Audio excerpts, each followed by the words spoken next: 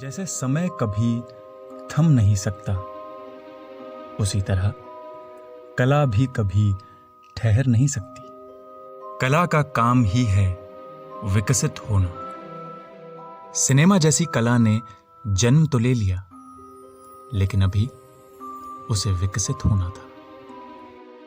Thomas Edison ने kinetoscope की रचना तो की, लेकिन उसके अंतरराष्ट्रीय पेटेंट्स कभी फाइल नहीं की। इसी वजह से पूरे यूरोप में एडिसन के काइनेटोस्कोप को कॉपी किया गया और उसे संशोधित करके उसे एडिसन के वास्तविक काइनेटोस्कोप से भी बेहतर बनाने का प्रयत्न किया गया।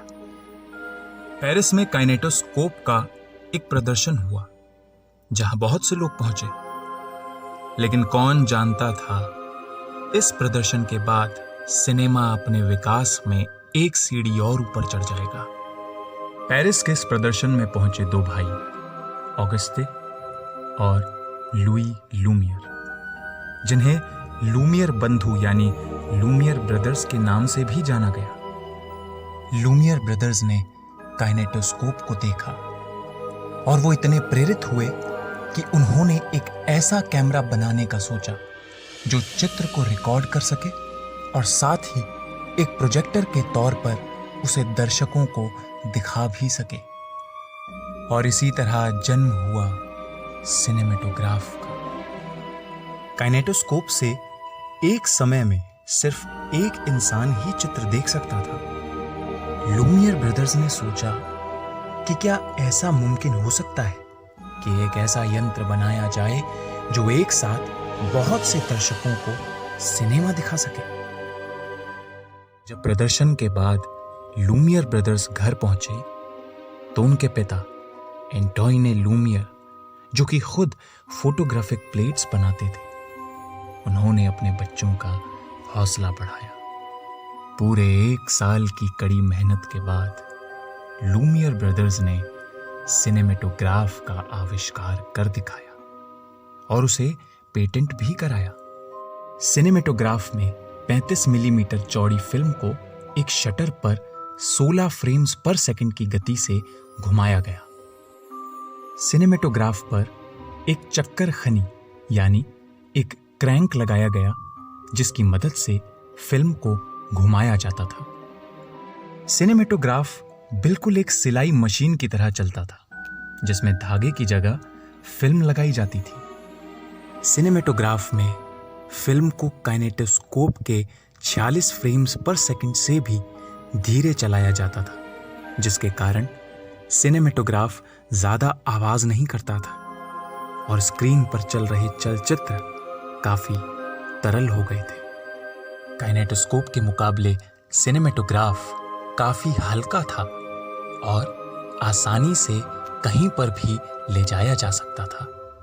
एडिसन के काइनेटोस्कोप में रिकॉर्डिंग सिर्फ एक स्टूडियो के भीतर ही की जा सकती थी, लेकिन लूमियर ब्रदर्स के इस आविष्कार ने सारी दीवारें तोड़ दी और अब इंसान कहीं पर भी फिल्म बना सकता था। फिर आया सन 1895। 28 दिसंबर 1895 को पेरिस के ग्रैंड कैफे में लूमियर ब्रदर्स द्वारा निर्देशित पहली film Workers Leaving the Lumière Factory दिखाई गई। इस फिल्म में लूमियर फैक्ट्री में से निकलते कर्मचारियों को दिखाया गया।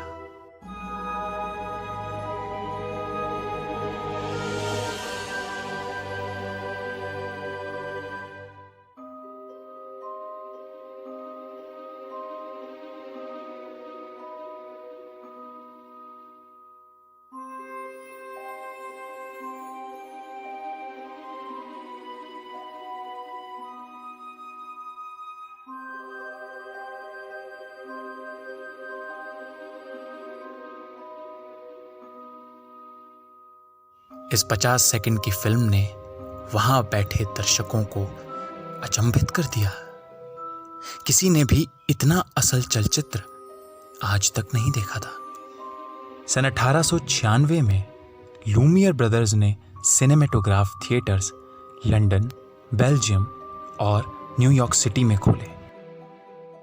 इन सभी देशों में फ्रांस की रोजमर्रा की जिंदगी पर बनाई 40 से भी ज्यादा फिल्में दिखाई गई। इन फिल्मों में एक बच्चा मछली को देख रहा था, एक माँ अपने बच्चे को दूध पिलाती हुई दिखी, एक लोहार काम कर रहा था और सेना के जवान मार्च कर रहे थे।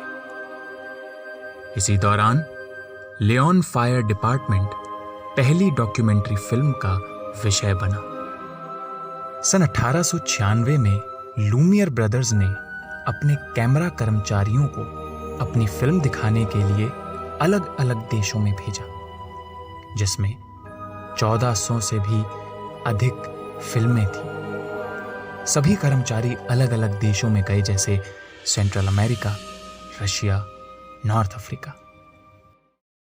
इसी के साथ लूमियर ब्रदर्स ने अपने एक कर्मचारी मैरियस सेस्टियर को एक ऐसे देश में सिनेमा को ले जाने को कहा जो परतंत्रता की बेड़ियों में जकड़ा था।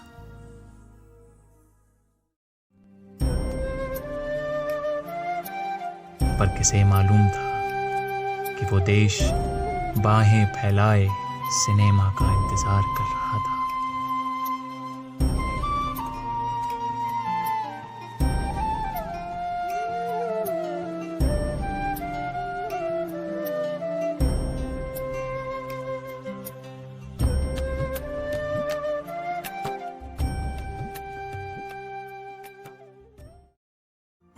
दोस्तों, सिनेमा के सफर में हमारे साथ जुड़ने के लिए सब्सक्राइब बटन दबाएं।